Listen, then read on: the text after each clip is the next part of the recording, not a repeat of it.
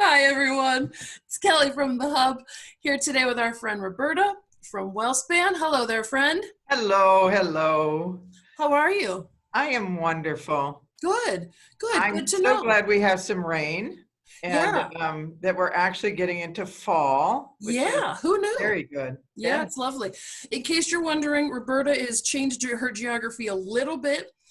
So don't get all concerned. She's still her. She's just in a different office. It all looks Um, a little different. Yeah, just a touch. So today we're talking about the topic Death Cafe. And here's the Yes. thing. I did no research. I'm scared of the topic. I have no idea what we're going to talk about. And I said to Roberta, should we like talk about this before? And then I went, no, no, no, let's not. Let's just do it. So here we go. Death Cafe. Let's see what happens next. Tell Yes. us. So, death cafes were actually started in England by a gentleman in London Hmm. several decades ago when he had a life experience with someone dying and felt that it just was not talked about in the right way. Hmm. That our avoidance of talking about death and dying does not serve us well. Hmm. So he created an opportunity which is now international. So you can go to Death Cafe and look it up, Google it, and they have a posting for anyone that belongs to the international group of Death Cafe meeting runners. I don't even know what to call us. Yeah. Host. I Yeah. guess I'm a host. Yeah. Um, and you can attend one anytime, anywhere in the world with a group of people who will sit around and just talk about what they need to discuss about death and dying. And so Brian Long, who was with Links, the Links to Aging Yeah, yeah, group, yeah. runs death cafes all the time. I mean, he must have done hundreds of them by now. When we were Oh. able to do them in person, he would have anywhere from 12 to 25 people, sometimes children who needed to come and just were curious or needed to come and talk about death and dying in their world. Usually adults. Some people come back on a regular basis because they just like to talk about the topic. There is no agenda. The only agenda is what the group wants to talk about, and that can vary from group to group. And the only ground rules are don't take up the whole time with your story. It's all confidential. Be respectful of other people's viewpoints. And there's no selling of products or Oh, yeah. services. So if you host it at a funeral home, that funeral home can't come on the Death Cafe and sell their services. Right. If you've got a hospice and community care part of it, I don't sell my services Yeah.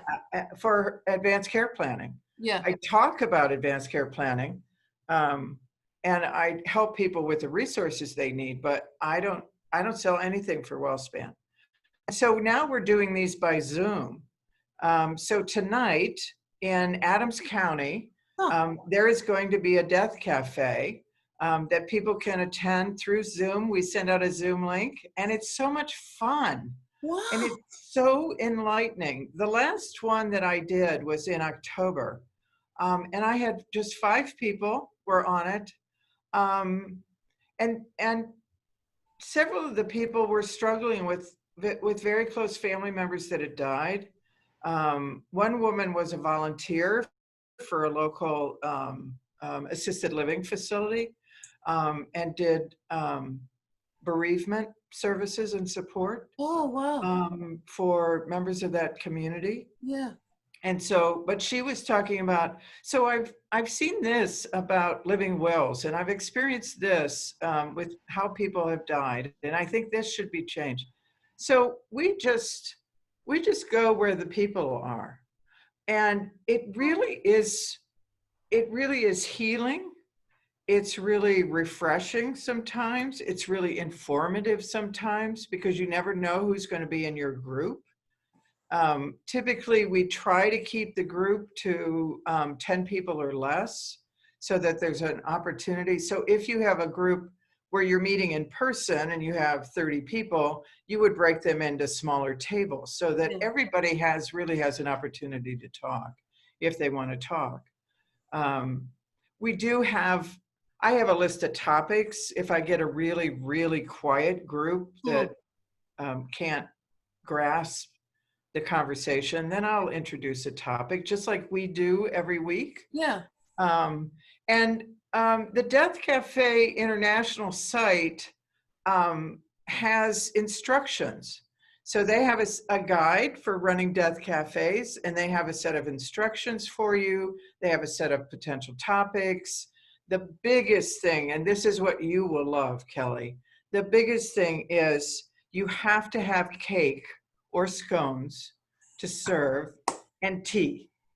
So it is tea time when you have a death cafe.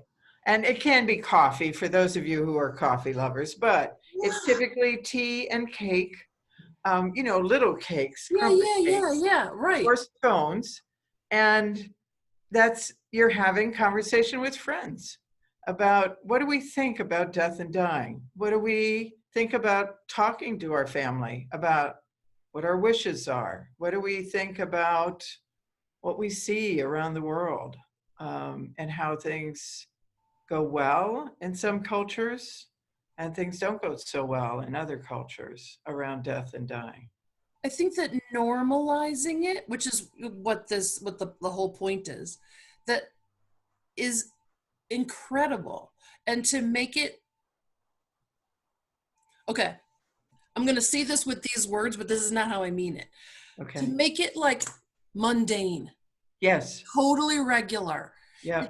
just like we were talking about mufflers or fence posts or Or anything. is it raining today or is the sun out? Yeah, or random boring weather questions. Right, you're talking about it like it's not, it doesn't have to be, I mean, all of us at some point have sat around a table and someone older than us has whispered, you know what happened to Mary?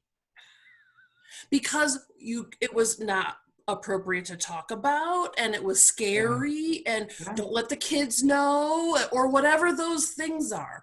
So I love that it's totally mundane. I mean, And that was his without intent. that, yeah, yeah, yeah. Yeah. And he has now Right. passed away.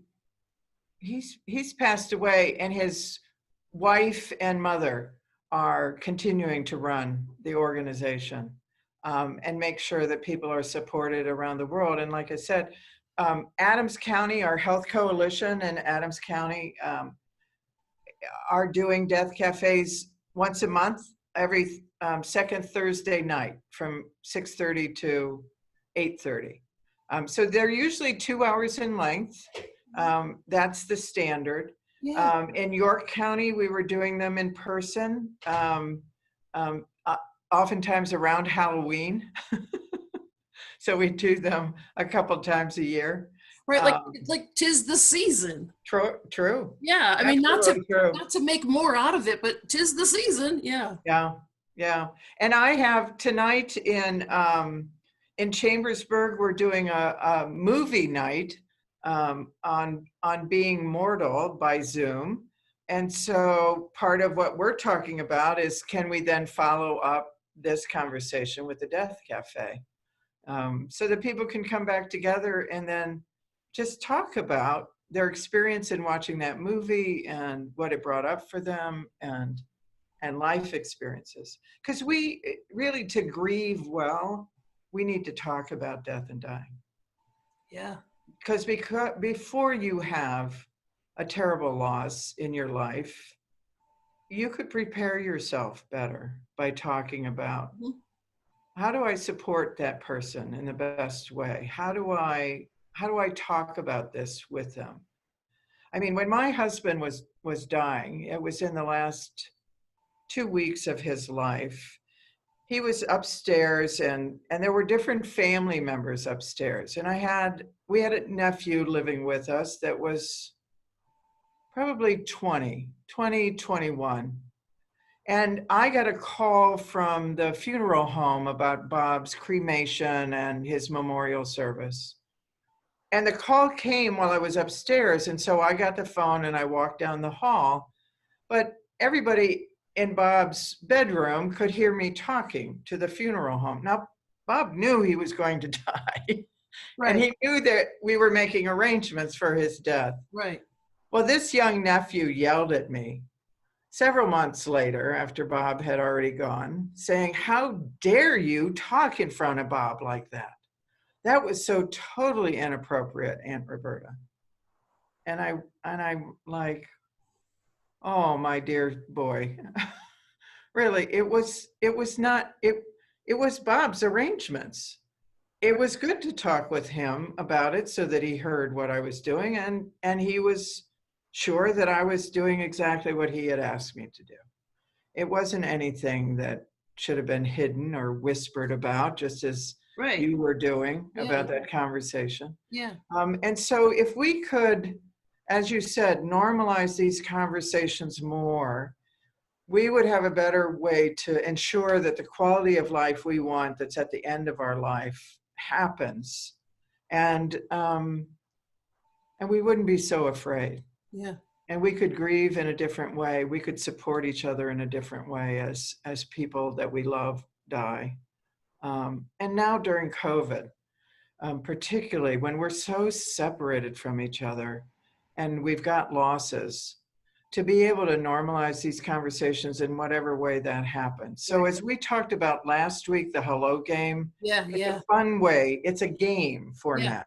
Death cafes is another just kind of format for making the conversation not about a particular instance, but just about the whole sense of death and dying and illness and not being prepared and what you could do differently and how to have a good celebration of life for someone that you love. And we have the most fun with them. They sound gruesome. Well, because I didn't want to bring that up. I was like, "Oh, girl, like I trust you a lot, but I don't know about this death cafe." And now I'm like, "Oh, now I told." And you're right. This is what we should have been doing all along. And I'm not trying to should it because that's another thing to do. Right. But this helps. This is one more step to help. Yeah. And I have to tell you, I think sex and death should both be in a cafe all the time talking about it so that we're much more comfortable. I mean, it's normal. Yes. You're gonna somebody that spent a good part of my career in reproductive health. I just think sex and death are the two best things to talk about, really. I haven't started sex cafes yet. Just I was going to say, the stories I could tell. I worked with midwives for a while, and those midwives would come to me and say things, and I would be like, "People don't believe that." And they're like, "Oh, honey." And you know what? It's true, because when I was in hospice, like, patients and, families of patients would say to their hospice nurse, ask questions. And there would be like, our nurses would be like, "I got to talk this out with you guys. Like, I got to let some of this out." And I would be like, people don't believe that. Oh, they do. So you're right. You're right. A sex cafe and a death cafe, not maybe at the same time, but no, probably not. However, yeah. I love it. This is a wonderful concept. I love that it's international, and I hope that everybody's like, Google, and they're like, "Ooh, international death cafe," and the fact that you can do it with anybody, right, also means you can learn. Like, you could have somebody from Madagascar, and who knows what their cultural norms are around death. And I know you learn so much. You just do from other people, and it's tea and scones, tea and cake. It's just an afternoon or an evening of pure delight, Yeah. um, learning from others. And we have so much to learn from each other about Well, so many different things. I think we might have to institute some death cafes in Lancaster County as well. So I do you and I will too. chat about that. All right, that And would be fun. and viewers, be thoughtful. Death cafes are coming. Ha ha ha. Well, and viewers, be grateful. Thanksgiving is 2 weeks. Talk to your family over Thanksgiving, whether you're Yeah. having a Zoom Thanksgiving.